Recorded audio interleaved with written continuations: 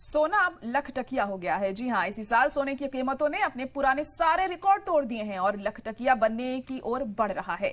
MCX से लेकर COMEX तक सोना अपने लाइफ टाइम हाई लेवल पर पहुंच चुका है और इस साल सोने की कीमतों में 40% की बढ़त दर्ज की गई। अब 10 ग्राम सोने की कीमत 99,000 रुपए से भी ज्यादा है और ये अभी और बढ़ने के इम्कान है। देखिए रिपोर्ट।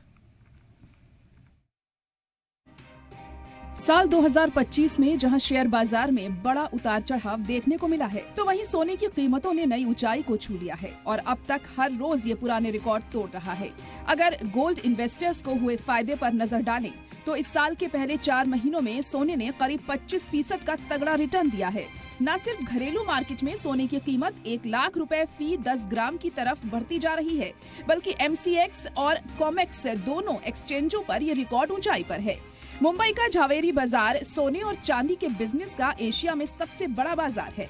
हमारे रिपोर्टर अंकुर त्यागी ने यहाँ पहुंचकर सोने की बढ़ती कीमतों का जायजा लिया। जो गोल्ड है, सोना है, वो लखटकिया हो चुका है। 1 लाख के ऊपर पर 10 ग्राम की कीमत जा चुकी है।